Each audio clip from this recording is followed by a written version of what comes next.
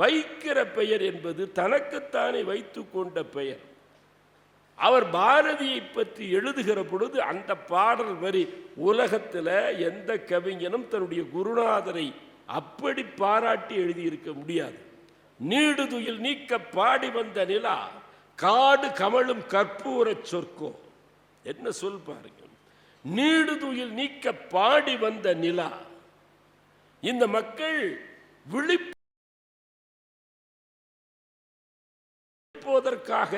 பாடியவன். ஆனால் அவன் தென்றலை போல அந்த பாட்டை அமைத்து தந்தான். இப்ப ஒருத்தரை எழுப்பணும்னா எப்படி பாடுறது?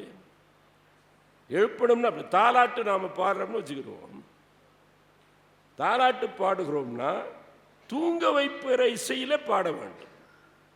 தடால் புடால்னு ஒரு மியூசிக்கை போட்டா குழந்தைகள் தூங்கிக்கிட்டு இருக்க குழந்தைகள் கூட திடுக்கிட்டு விழிச்செழுந்து.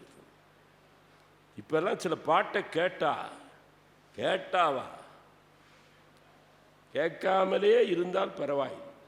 ஆண்டவனிடத்தில் எங்களை ஏன் நீ இப்படி சபித்து விட்டாய்? இந்த காதுகளை தானே மூடிக்கொள்ளக்கூடிய வண்ணம் ஒரு இமைகளை வைத்து படைத்திருந்தால் வேண்டாத பாட்டு கேட்காமல் நாங்கள் கதவை சாத்துவதற்கு இல்லாட்டி பாடுறவனை சாத்துவதற்கான வாய்ப்பாக இருக்கு. மெல் ஒலியிலே பாட்டு கேட்கிற பொழுது மனம் அதில் ஈடுபாடு கொள்கிறது. தடால் புடால் அடிச்சு இசையின் ஒரு ஒழுங்கற்ற தன்மை இன்றைக்கு இசை என்று வந்து விட்டது. நீடுதுயில் நீக்க பாடி வந்த நிலா காடு கமடும் கற்பூர சொற்கோ. அறம்பாட வந்த அறிஞன் புதிய திறம்பாட வந்த மறவன் மண்டும் மதங்கள் அண்டா நெருப்பவன் குவிக்கும் கவிதை குயில் இந்நாட்டை கவிழ்க்கும் பகையை கவிழ்க்கும் பகை முரசு. ஆசிரியருக்கு மாணவர் கொடுத்த சர்டிபிகேட். அப்ப அவன் பயன்படுத்திய தமிழின் மீது எவ்வளவு ஈடுபாடு இருந்திருந்தால் பாரதிதாசன் இப்படிப்பட்ட ஒரு சான்றிதழை தன்னுடைய குருநாதருக்கு கொடுத்திருப்பார். சில பேர் கோபப்பட்டு பாரதிதாசனிடத்திலே சொன்னார்கள், அந்த பாட்டில் தப்பு இருக்கிறது என்று சொன்னார்கள். தப்பு இருக்கிறது, தவறு இருக்கிறது என்று சொன்னார்கள். பாரதிதாசன் என்ன சொன்னார் தெரியுமா? பாத குரடெடுத்து 100 முறை அடிப்பேன், செருப்பை எடுத்து அடிப்பேன் சொன்னார். ஐயர் பாட்டுக்கு இழுக்கு சொல்பவன் அப்பன் பேர் தெரியாதவன். ஒரு குருவை அவமானப்படுத்துதுன்னா ஒரு பரம்பரையே அவரை பயின்ற மாணவர்களையெல்லாம் சேர்த்து அவமானப்படுத்துவதில்லையா? அதனால என்ன பண்ணார்னா, இது மாதிரி மிக கடுமையான வாசகங்களை வைத்து ஒருவரை பாடி இருக்கிறார்னா அவன் என்ன செய்தான்னா, விரும்புகிற உடை அணிவதற்கு கேள்விப்படுகிற அல்லது தடை இருக்கிற ஒரு நாட்டில், விரும்புகிற உணவை உண்பதற்கு தடை இருக்கிற ஒரு நாட்டில் ஒரு உடைகளில் ஒரு புரட்சியை நிகழ்த்தி நெசவாளர் குடும்பங்கள் வாழ்வு பெற வேண்டும் என்கிற காரணத்தினால விழாக்களில் துண்டு போடுவது என்கிற பழக்கத்தை கொண்டு வந்தார்.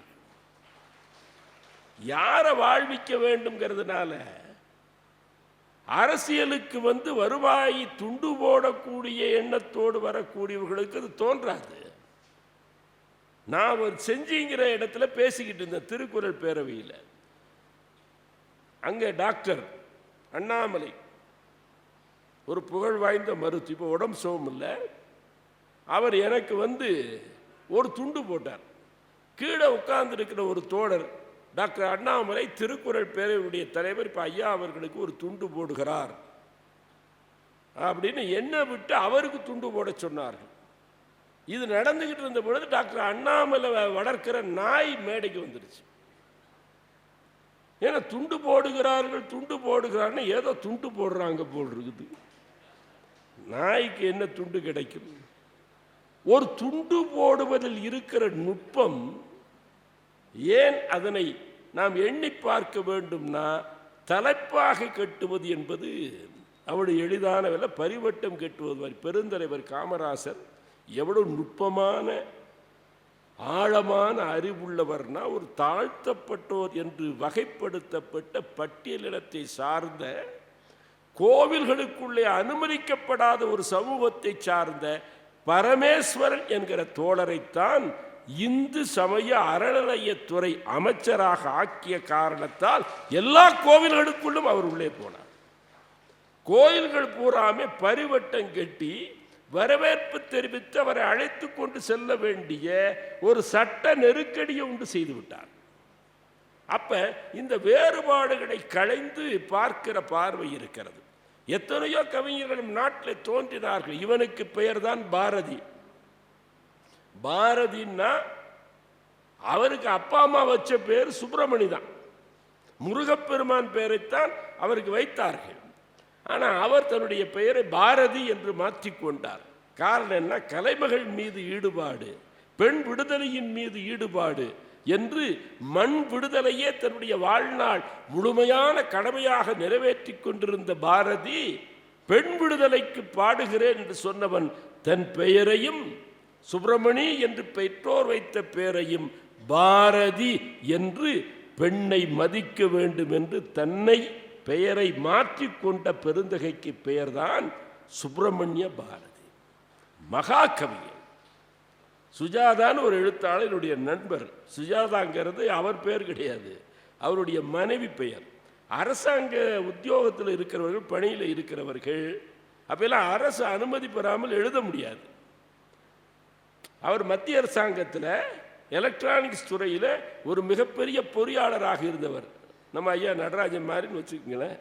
அது மாதிரி இருந்த சுஜாதா அவர் பெயரில் எழுதலை, அவருடைய மனைவியின் பெயர் சுஜாதா. அந்த மனைவியின் பெயரையே தன் பெயராக இந்த சிக்கல் காரணமாக அவர் மாற்றிக்கொண்டார். ஆனால் பாரதி பெண்ணின் மீது இருந்த அந்த பெரிய கண்ணியம் கருதி தன் பெயரையே தியாகம் செய்துவிட்டு, அது தெய்வத்தினுடைய பெயர், இறைவனுடைய பெயர், முருகப்பெருமானுடைய பெயர், அறந்த கெடுத்து வரந்தரும் ஆறுமுகப் பெருமானுடைய பெயர், அதனை தாங்குவது பெருமை என்று கருதாது அதை தூக்கி ஓரமாக வச்சுட்டு பாரதி என்று அந்த பெண் தெய்வம் கலைமகளை நேசித்தவன் என்கிற காரணத்தால் கலைமகளை பற்றி ஒரு பாட்டு எழுதுறான். தெளிவுறவே அறிந்திடுதல், தெளிவு தர மொழிந்திடுதல், சிந்திப்பார்க்கே கழிவடர ஆனந்த கனவு பல காட்டல், கண்ணீர் துளி வர உள் உருக்குதல், இங்கு இவையாவும் ஒளிவளரும் கலைவாணி உன் செயல்கள் அன்றோன்னு பாஞ்சாலி சபதம் கடவு வாழ்த்து எழுதுகிற பொழுது கலைவாணிக்கு உள்ள தொழில்கள்னா தெளிவுறவே அறிந்திடுதல்.